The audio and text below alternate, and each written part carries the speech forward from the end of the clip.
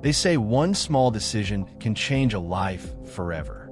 For Tony Colton, it all began with the wind. It was 6:47 a.m. in Austin, Texas. The sun hadn't fully stretched across the sky yet. The city buzzed with the faint hum of tires on pavement, coffee carts clinking open, and footsteps rushing toward normalcy.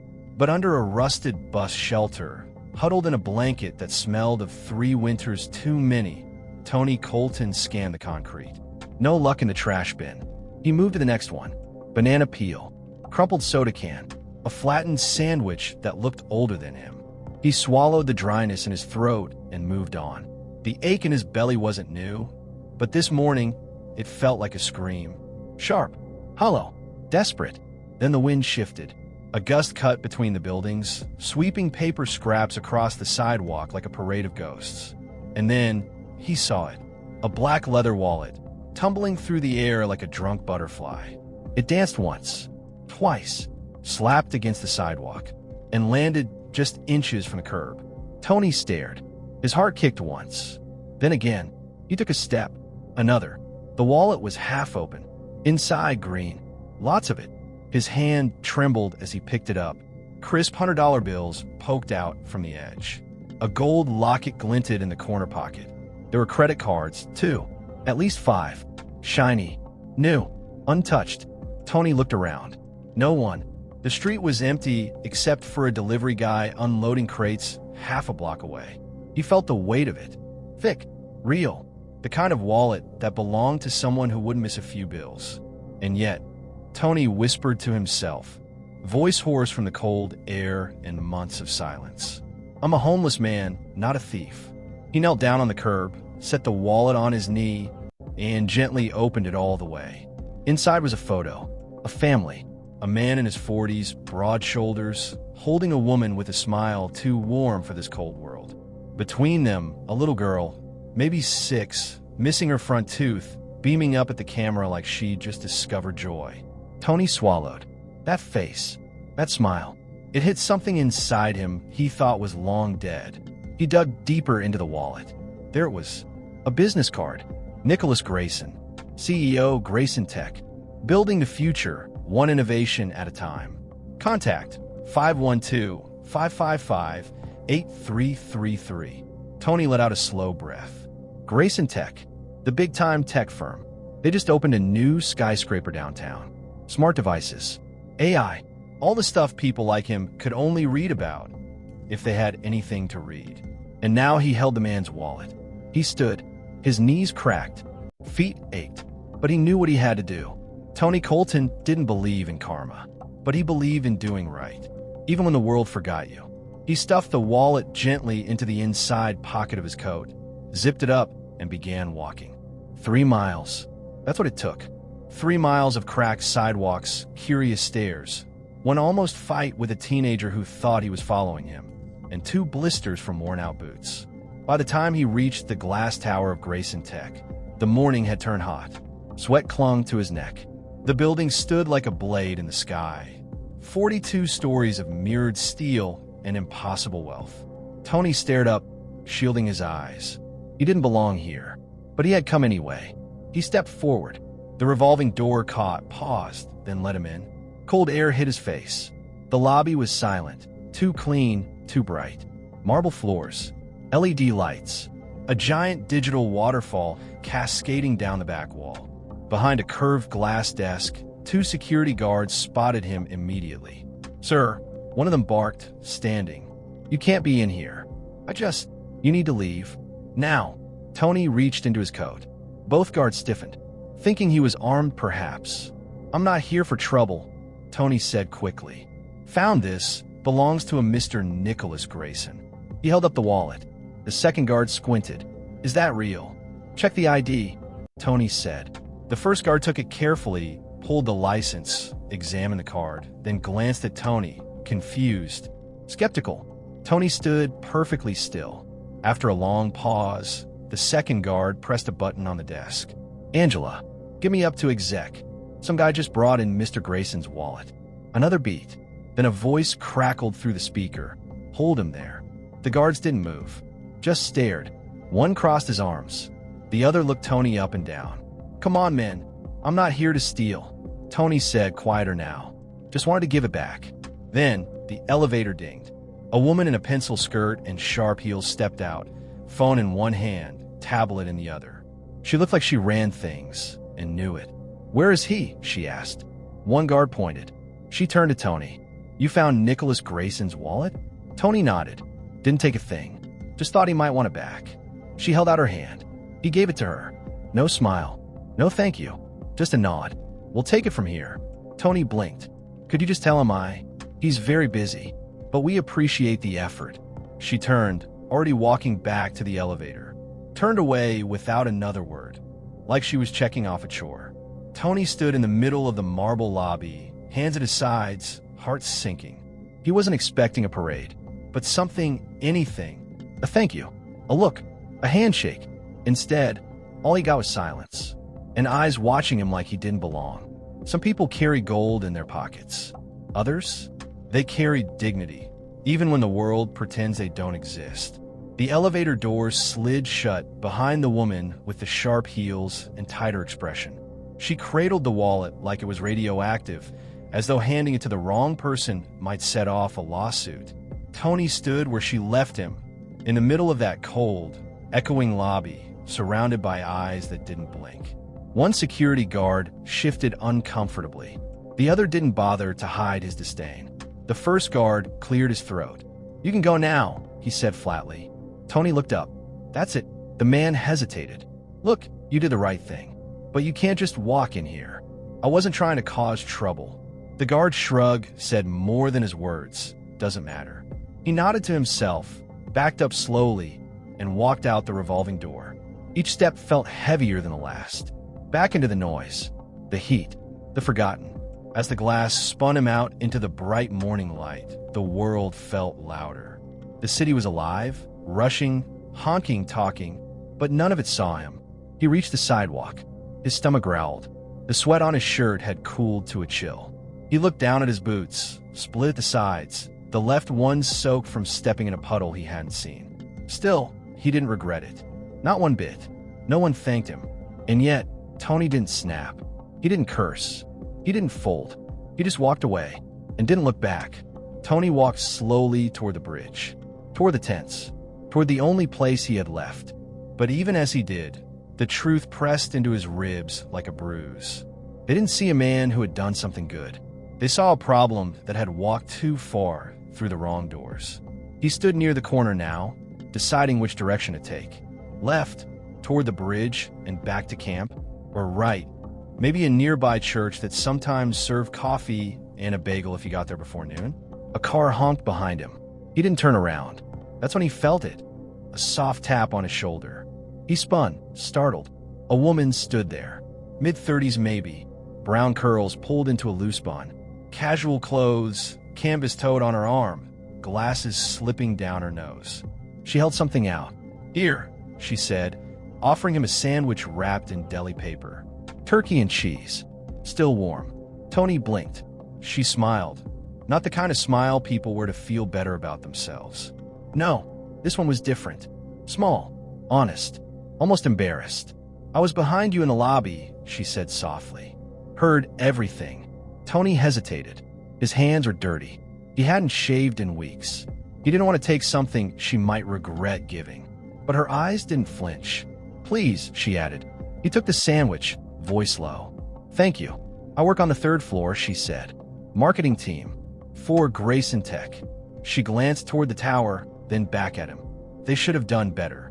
Tony gave her the faintest smile. "Life doesn't owe me manners." "No, but people do." She nodded once and stepped away, disappearing into the crowd before he could ask her name. Tony looked down at the sandwich in his hands. That single act of kindness hit harder than any security shove or cold shoulder inside the skyscraper. It didn't fix the ache in his chest, but it eased the sting. He sat on a nearby bench, unwrapped the sandwich carefully, and took the smallest bite, savoring it like it was a five-star meal. Meanwhile, 37 floors up, the office of Nicholas Grayson was quieter than usual. He stood near the window. The skyline stretched wide in front of him. In his hand, the wallet. His assistant had just handed it over to him and said carelessly some homeless guy brought it. No cash missing. Nothing touched, he'd said with a raised brow, like he couldn't quite believe it. Have you subscribed to our channel yet? Hit that subscribe button and the notification bell so you don't miss any of our upcoming videos. His assistant opened her mouth to speak, but no words came. She too was in shock. He turned over the wallet in his hands, frowning slightly, something gnawing at the edge of his thoughts. The leather still held the warmth of the streets, smelled faintly of smoke and something else, like old paper or maybe time. He opened it again, slowly this time. Everything was there. Cash, cards, locket. He paused at the locket, running a thumb over its worn edge. A gift from his daughter to his wife. A family keepsake, worthless to anyone but him. But then something caught his eye, tucked into the back seam. A crumpled piece of paper, yellowed, damp at one corner. He hadn't seen it before. He pulled it out gently, unfolded it with slow hands. Shaky handwriting. Just 11 words. Didn't take a thing. Hope you find what you're looking for. Tony. Nicholas read it once. Then again, his brows furrowed. The man hadn't just returned the wallet. He'd left a message. No ask, no demand. Just a line from someone who clearly had nothing, but still chose honesty. Something about it made Nicholas sit down. Hard. The paper shook in his hand as he read it again. Tony. He said the name aloud like it might explain something, but all it did was echo back at him. Outside, Tony finished the last bite of the sandwich. He folded the wrapper, stuffed it in his pocket, and stood. No applause, no reward, just a full stomach and a quiet sense that he'd done the right thing. That was enough. He didn't know it yet, but someone upstairs was thinking about him. That someone would have men combing the city to find him. That a decision would change both their lives forever. Some notes are left to explain. Others? They change lives. Nicholas Grayson stared at the crumpled paper in his hand like it had just punched him in the chest. 11 words. That's all it took. Didn't take a thing. Hope you find what you're looking for. Tony. He read it again. And again. He was used to people asking for something. Always pulling. Always needing. But this man took nothing. Just returned it. Nicholas sat back in his leather chair, but it felt too soft. Too sterile. He looked around his glass-walled office. The awards, the expensive art, the skyline beyond the floor-to-ceiling windows, an office that was bigger than most people's living. Everything he had built. Everything he owned. And for the first time in a long time, it felt empty. A hollow kind of success. Because for all his billions, for all the power and control he had, he couldn't remember the last time he'd done something that honest. Or selfless. He stood up fast, walked to the edge of the office, stared down at the streets, far below. That man, Tony, who the hell was he? And more importantly, why did Nicholas care so much? He turned suddenly, picked up his office phone, and barked, "Get security." Moments later, a uniformed guard appeared at the door. Nicholas didn't waste time. That man who came in earlier, homeless, returned my wallet. His name's Tony. The guard nodded slowly. Yes, sir. I remember. Find him. Sir, we don't usually. Find him. Nicholas's voice left no room for argument. The guard blinked. Do we have a last name? No. Nicholas lifted the note and read the name again like it was carved into stone. Just Tony. The guard hesitated, then gave a slow nod. We'll do our best. Nicholas added, quieter this time. He saved something more than a wallet. He doesn't even know it. Day won the search. Austin is a big city, but for a man named Tony living without an address, it might as well have been the size of the world. Grayson Tech Security split into teams, armed with the vaguest of clues. Homeless man, a couple of hours ago. Name, Tony. They fanned out across the city. Shelters, soup kitchens, bridges, parks. They talked to volunteers, asked around encampments, held up a photo snapped from the building's lobby security cam. A grainy still of Tony walking through the revolving doors. People squinted. Some shrugged. Others gave hopeful nods, but they were the wrong Tonys. One guy named Tony was camped behind a supermarket. Another Tony stayed near Fifth and Red River. Yet another one near Lady Bird Lake. Each one told a different story. Some smiled. Others cursed and turned away. But none of them were the Tony. Not the one who returned the wallet. Not the one who wrote that note. Day 2 of the search. Frustration set in. Security called Nicholas to update him. No leads yet, one said. Then keep looking, Nicholas replied. He's out there. He barely slept that night. Something about the man haunted him. Tony didn't ask for a reward, didn't leave a phone number, didn't even stay long enough to be seen. Just left a message that hit harder than any boardroom deal ever had. Nicholas stared at the note until dawn. What was Tony hoping he'd find? What did Tony see in him that Nicholas had lost? Day 3 of his search. Mid-morning. A break. One of the guards had a hunch. Let's try under the East Side Bridge again, he told his partner. Some folks said a guy named Tony lives in a blue tent there. They drove out, parked under the shadow of the overpass. A line of makeshift shelters sat by the riverbank. Tents, cardboard walls, blankets slung between shopping carts. It smelled of rust, rain, and struggle. They approached slowly. Some folks ignored them. Others stiffened, ready to scatter. Then, the first guard froze. A man was crouched near a small fire pit, fixing something with duct tape. The guard whispered, "That's him." "You sure?" He nodded. "Same beard, same jacket. I remember him from the lobby." "That's Tony." The second guard took a step forward, cautious. "Tony," he called. The man looked up, startled. It was him, Tony Colton. He squinted toward them, unsure, ready to run. The first guard lifted a hand, calm. "We're not here to cause trouble." Tony rose slowly. "Then what do you want?" The second guard smiled. "You returned a wallet. 3 days ago. Grayson Tech." Tony blinked, then gave a small nod. "Yeah, I did." "Well," the first guard glanced at his partner. "Our CEO's been looking for you." Tony stiffened. "Why? Not to arrest you, if that's what you're thinking." The second guard laughed gently. "He just wants to talk." Tony glanced toward the city skyline, the tower rising above everything else. The one he'd walked into without a second thought. The one where he was told, just give it to him and leave. Now, their CEO wanted him to talk to him? For a moment, he didn't move, didn't speak. Then he whispered, more to himself than anyone else. "Why would a man like that care about someone like me?" And the guard answered without missing a beat. "That note you left, it was just after sunrise." The city hadn't fully stretched awake yet. Fog clung to the streets like it didn't want to leave. Tony Colton was crouched beside his makeshift fire pit, flipping an old aluminum tray he used as a pan. A half-eaten can of beans bubbled over the flames. His hands, calloused and cracked, moved with the rhythm of a man who expected nothing but had survived everything. Then he heard it. A hum. Low. Clean. Out of place. He turned slowly. A sleek, black car rolled to a stop on the gravel near his tent. The kind of car that didn't belong in places like this. The kind that made people scatter before questions were asked. The window slid down, silent as a whisper. Tony tensed. "Cops? No, not in this kind of car." He stood, ready to explain, ready to run if he had to, but then the door opened, and out stepped a man in a Taylor Navy suit that looked like it cost more than everything Tony had owned in 10 years combined. People nearby stopped what they were doing. Conversations froze mid-sentence. Eyes widened. No one wore a suit like that here.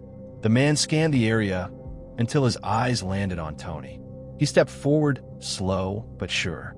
Tony's brows furrowed. The man looked familiar, like a face from a billboard or a business magazine. And then it clicked. Nicholas Grayson. The Nicholas Grayson. Billionaire. Tech mogul. The guy whose name was on the skyscraper Tony had walked into just days ago. Now he was here, in his world. Tony took a cautious step back, confused, suspicious. "You lost?" he asked, voice rough with doubt. Nicholas smiled slightly. "I'm exactly where I need to be." He glanced at the tents, the makeshift homes, then back at Tony. "I'm looking for a man named Tony," he said softly, almost reverently. "You know where I can find him?" Tony stayed still for a second, then gave a crooked smile. "Depends on who's asking." Nicholas chuckled. "The guy whose wallet you returned." A pause. Silence. Then Nicholas added, more seriously, "And the guy who hasn't stopped thinking about what you wrote in that note." Tony's expression shifted. He didn't speak. Nicholas took a step closer, lowering his voice. "Why'd you give it back?" Tony shrugged. "Because it wasn't mine. Simple. Clean. No drama." Just truth. Nicholas blinked. Like the answer punched him harder than he expected. He reached into his coat pocket and pulled out an envelope. Thick, crisp. He held it out. Tony didn't move. It's not charity, Nicholas said, reading the hesitation in Tony's eyes. It's for my own peace of mind. Just take it. Tony stared at it, then at Nicholas. I didn't do it for money. I know, Nicholas replied. That's exactly why I want you to have it. Another pause. Longer this time. Tony finally reached out, slowly, and took the envelope. But then, what happened next stunned everyone. He didn't open it. He didn't pocket it. Instead, he turned to the man in the tent next to his. Hey, Frankie, he said, tossing the man a bill from inside. Get your daughter those new shoes. He turned again. Sandra, you said your insulin's out, right? Here. He started peeling off cash, bill after bill, handing it out like he was just passing candy to kids. To the old man with the cough. To the young mom with 2 kids and a busted stroller. To the vet missing a leg. Nicholas just stood there, mouth open, stunned. He watched as Tony gave away the money as quickly as he had received it. Tony kept none of it for himself. Nicholas blinked, a strange tightness forming in his chest. You gotta be kidding me. What did you do that for? He asked, almost breathless. Tony looked over at him, face calm. They need it. I'm used to surviving. They're still learning. It hit Nicholas like a gut punch. All his wealth, all his resources, all his years building empires, making deals, climbing higher. And here was a man with nothing, teaching him what generosity looked like. Tony gave one last bill to a boy with holes in his sneakers, then turned back to Nicholas and held out the now nearly empty envelope. Want your change back, he joked, a crooked grin on his face. Nicholas couldn't help it. He laughed, a real one, from deep in his gut, the first in months. No, he said, shaking his head. Keep it, or give it away, whatever makes you feel better. Tony's smile faded into something quieter. I didn't need it to feel better, but maybe you did. That silenced Nicholas. Hard.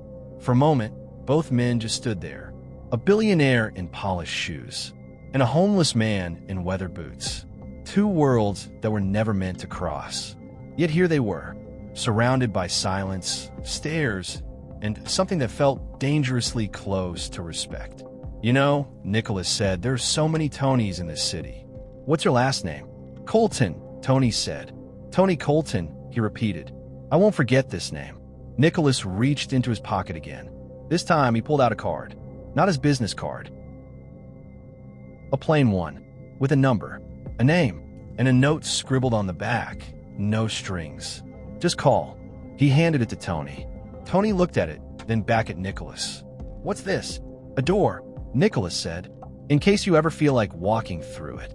Tony studied it for a moment, then tucked it carefully into his pocket. No promises. No yes. No. Just maybe. Nicholas nodded once, then turned, walked back to the car. As the door shut behind him, the engine hummed to life. But inside the sleek black cabin, Nicholas didn't speak. He just stared out the window, at the man in the patched-up coat, who reminded him what real wealth looked like. Nicholas Grayson wasn't the kind of man who revisited things, unless it was going to make him a ton of cash. He built, moved, scaled. The past was something he rarely had time for, until now. 2 days. That's how long he lasted. 2 days of board meetings, market reports, private jet calls, and haute cuisine. But in every quiet moment, his mind drifted back to the fire pit, the gravel, the eyes of a man who had nothing and yet gave everything. Tony Colton. That name hadn't stopped echoing in Nicholas's head. So on the 3rd morning, he did something impulsive. Again, he pulled up in the same black car. No driver this time. The neighborhood hadn't changed. Still rough. Still real. But something inside him had shifted. He stepped out, scanning the tents. There he was. Tony, sitting on a plastic crate, fixing a busted transistor radio with a butter knife and a bent coat hanger. The fire pit still smoldering nearby. Nicholas walked up slowly. Tony looked up, surprised but not shocked. You again, he said with a lazy smile. Didn't think billionaires had time for return visits. Nicholas smiled faintly. Turns out, some things are worth circling back to. Tony wiped his hands on a rag and nodded toward a milk crate. Have a seat. It doesn't recline, but the rent's free." Nicholas chuckled and lowered himself onto the crate, awkward in his tailored pants, knees too high.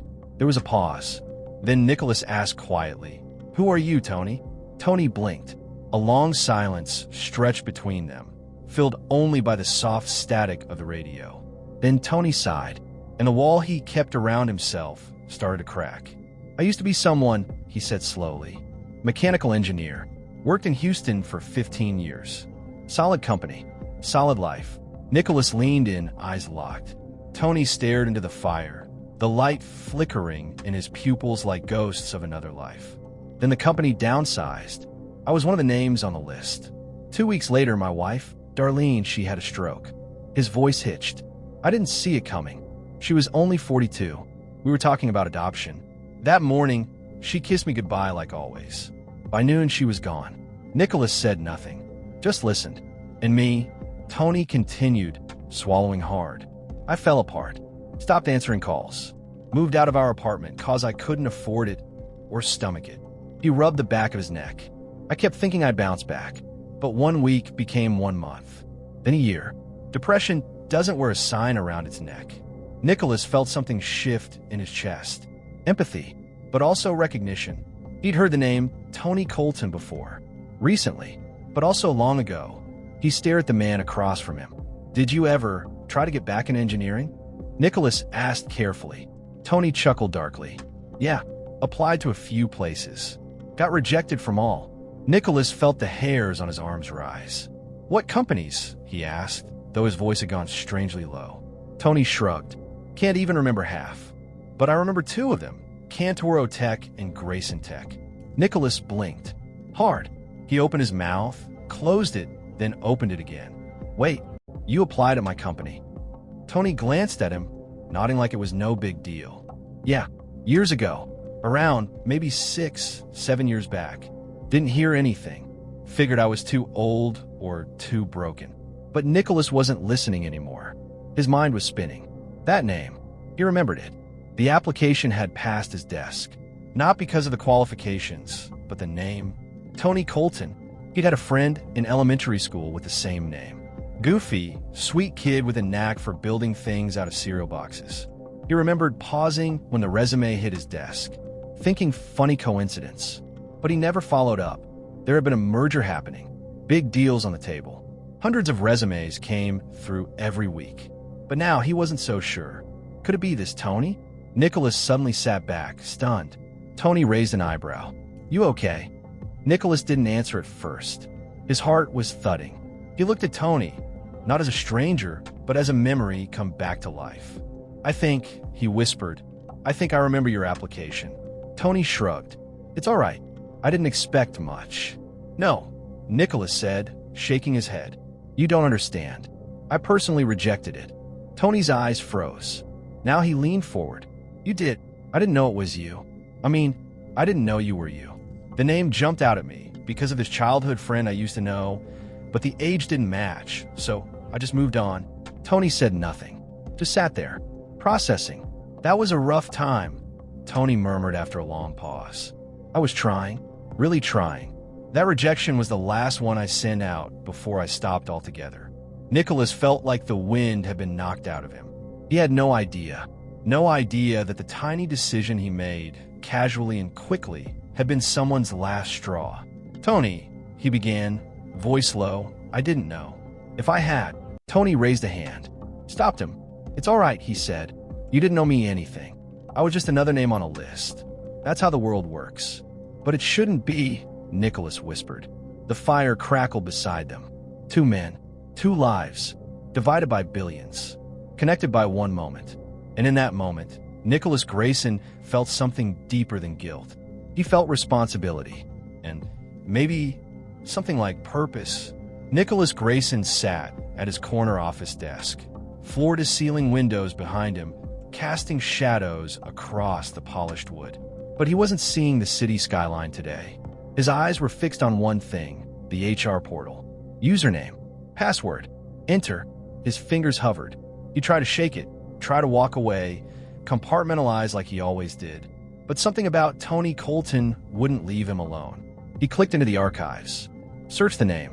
Colton Anthony J. One result. Position applied. Senior Systems Engineer. Application date. March 19th, 5 years ago. Status. Rejected. Nicholas exhaled slowly. There it was. Black and white. He clicked the resume. The PDF opened like a ghost from the past. 10 pages. Clean. Detailed. Exceptional.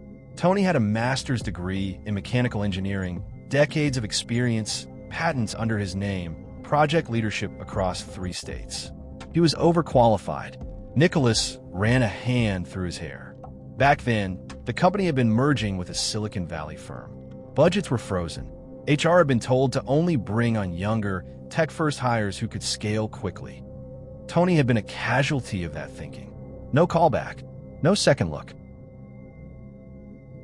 Nicholas leaned back in his chair, staring at the glowing screen. Damn, he muttered. The guilt crept in. Sharp. Cold. This man should have been leading a department, mentoring engineers, filing innovations, not sleeping under a bridge. But instead, Tony got nothing. No job.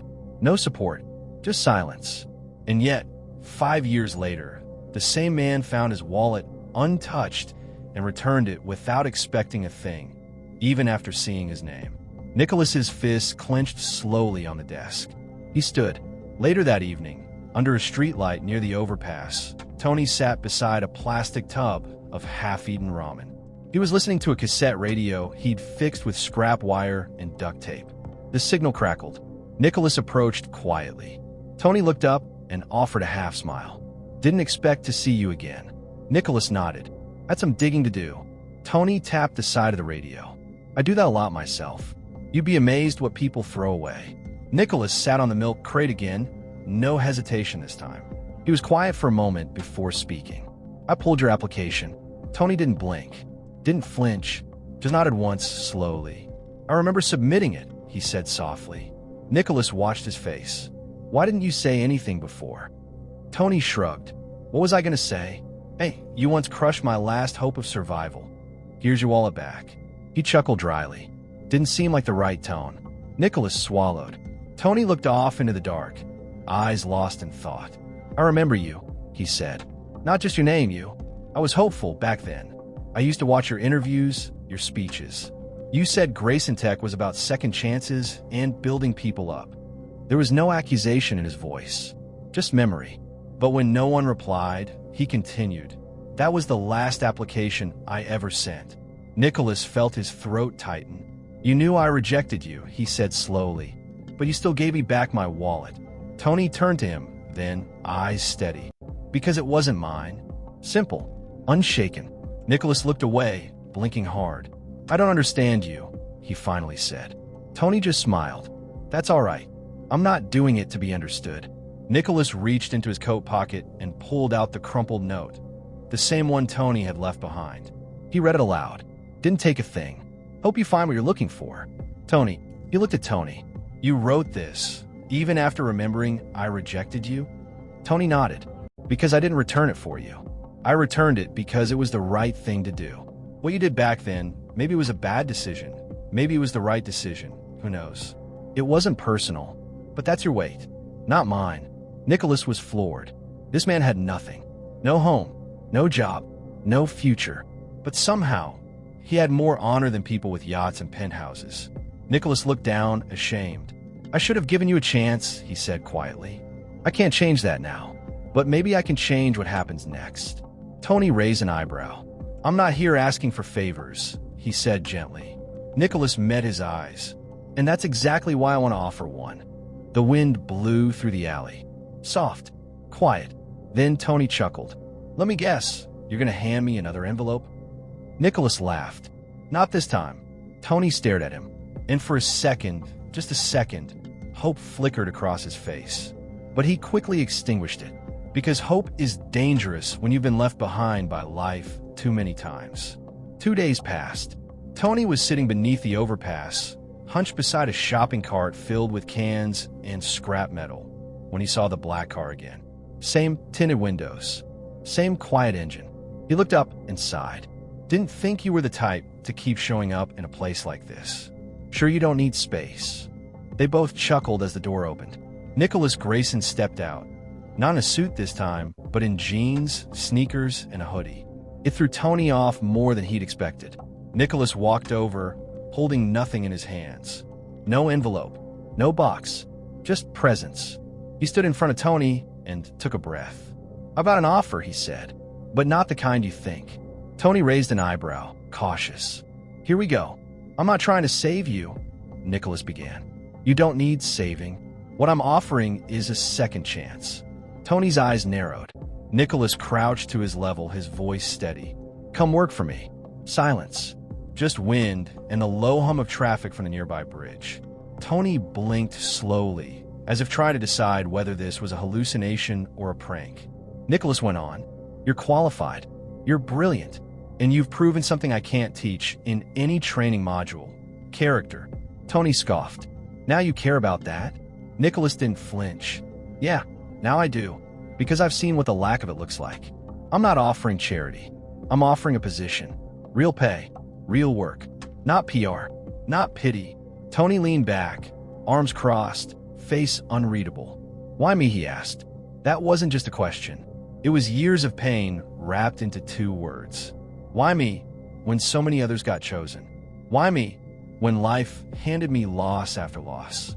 Why me now? Nicholas looked at him directly. "Because people like you shouldn't be forgotten." That hit.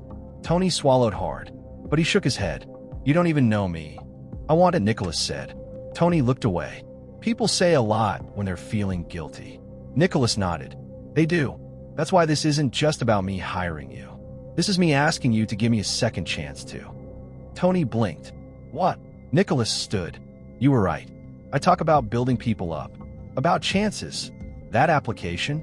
HR rejected you based on your age. They wanted newer minds, less experience, cheaper salaries." He paused. "I signed off on a system that forgot people like you existed." Now Tony's silence held weight.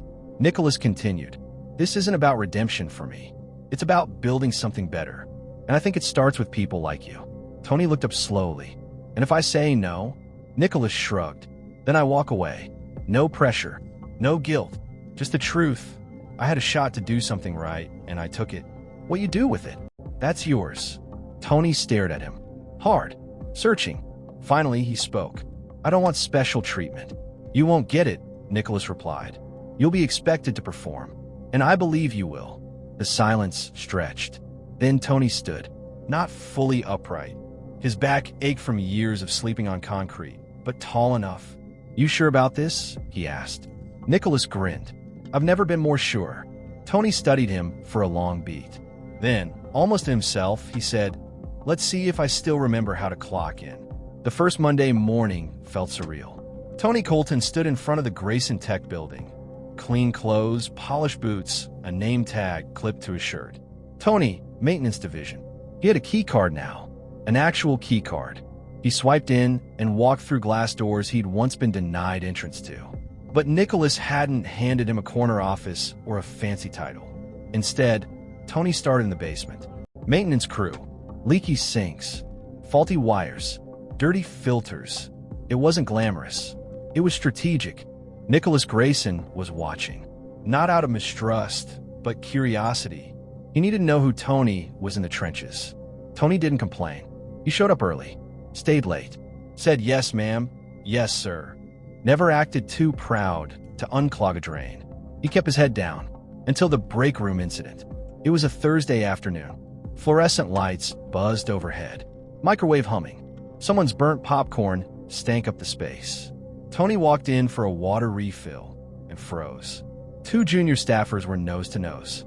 A man and a woman, both red in the face, voices raised. "You messed up the server queue again, didn't you?" "I didn't touch your script, Melford." "Oh, please. You screw up everything." "They only hired you because of the DEI quota." That stopped everything. Other employees stiffened, eyes wide. The woman, Amira, was trembling. Her eyes filled with tears, but she stood her ground. Tony couldn't walk away. He stepped between them. Calm, quiet, measured. "Hey, that's enough." Melford looked him up and down. Scoffed. "This doesn't concern the janitor." Tony didn't flinch. "Maybe not, but it concerns this company. And this isn't the place for shouting or insults. His voice was calm but firm, dad-like, grounding, undeniable. You got an issue with someone's work? Take it to your supervisor. But don't throw around ugly words and expect respect. Melford opened his mouth, then closed it. Tony turned to Amira. You good? She nodded. Yeah, thank you. Melford stormed out. Amira stayed frozen for a second longer, then exhaled and whispered, That guy's always been like that. Tony nodded. Some people crumble under pressure. Others just show you who they really are. What Tony didn't know was that Nicholas watched the whole thing from his office. The security feed had been running. Silent.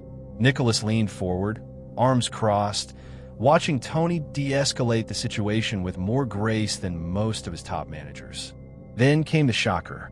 The next day, the company's Slack channel was quietly buzzing. Who's that new guy in maintenance? He shut down Melford without even raising his voice. Tony's legit. Heard he used to be an engineer. He's like a Zen mechanic. Tony's name, once whispered in pity, was now floating in respect.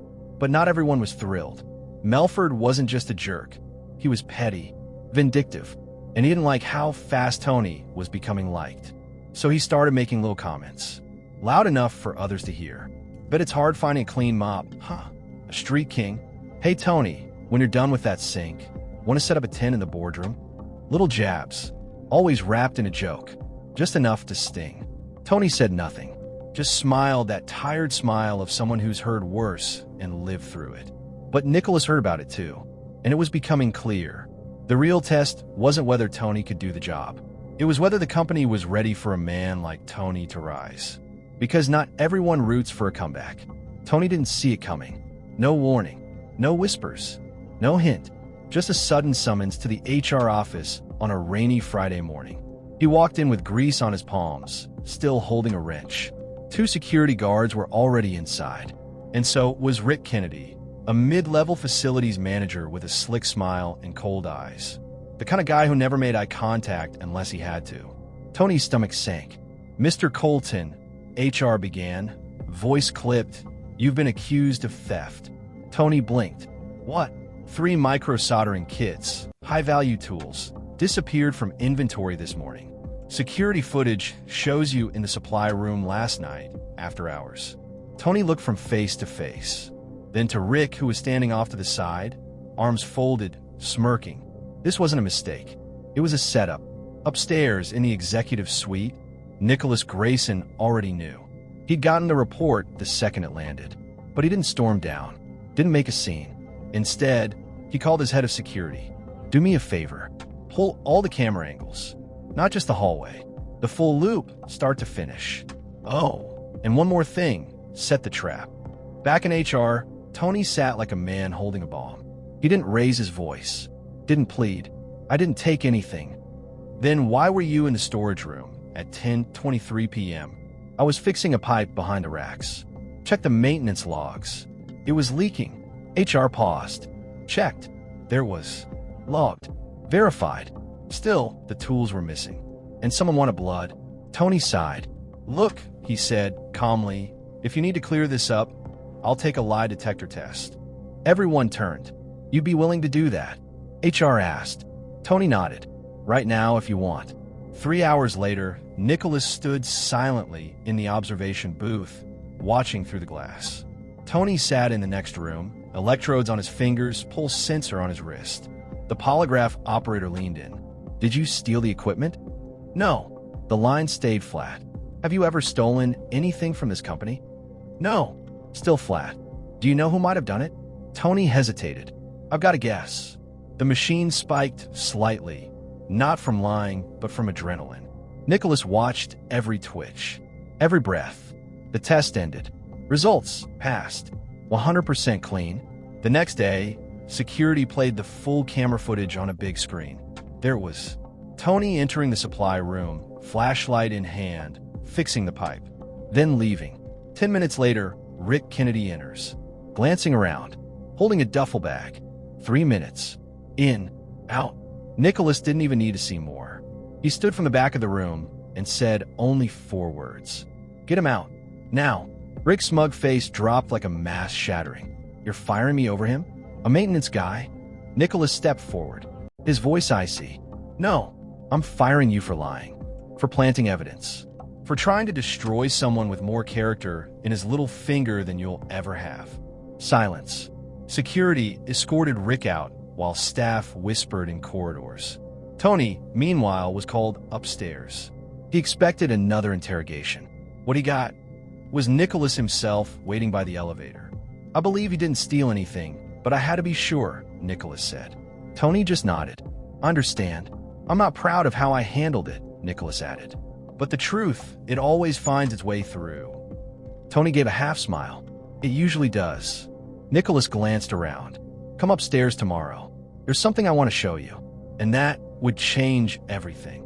Tony stepped off the elevator with clean hands and a clean shirt, loaned from the building's concierge, pressed and still warm from the dryer. But his heart was pounding like it used to before job interviews, back when he still had an address and a resume that meant something. Nicholas Grayson was waiting. This time he wasn't standing. He was sitting in his office behind a massive walnut desk, city skyline behind him. A man who looked like power, but for once, his expression wasn't guarded. It was open. "Come in, Tony," he said gently. "Sit." Tony did. Nicholas didn't talk business. Not at first. He just stared at the man in front of him like he was trying to connect dots on a long-forgotten map. "I was lost once too," Nicholas said, finally. "Not on the streets, but in here." He tapped his chest. "Success made me cold. Efficient. Calculated. I stopped seeing people. But then a stranger, who had every reason to take and every reason to hate, chose integrity instead." Tony stayed quiet. Nicholas continued. "That act, it cracked something open in me." He slid a folder across the table. Tony opened it. Inside, a formal offer letter. Senior mechanical engineer. Full-time. Benefits. 6-figure salary. Tony's hand trembled. "This can't be real." "It's overdue," Nicholas replied. Tony blinked, mouth parting. "Why me?" Nicholas stood, walking to the window. He motioned for Tony to join him. "Because you reminded me what it means to lead with heart. Because you're the kind of man I want shaping this company." Tony stared out. Austin shimmered beneath them. Cars, people, streets he used to sleep under. Now a blur below. Nicholas handed him a second envelope. Tony opened it. Inside were keys and a printed address. "I also took the liberty of getting you a place. Nothing fancy, but it's yours. No strings attached." Tony's throat tightened.